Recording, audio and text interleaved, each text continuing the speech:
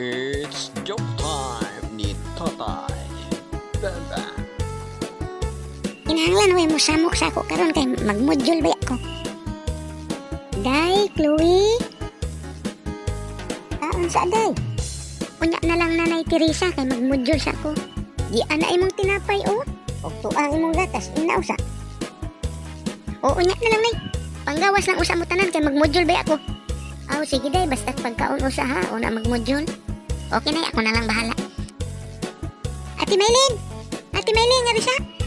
Unsa man day? Unsa man day ay Chloe?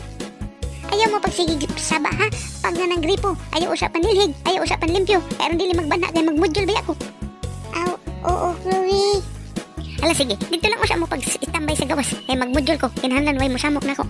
Sige, adto na ko Chloe. Ang akong buhaton karon, mag-practice ko og basa. Kinahanglan tarungon gyud nako kay grade 1 na baya ko.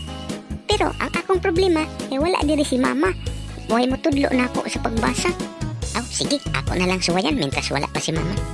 Mayroong isang bata na nagpaalam sa kanyang tatay.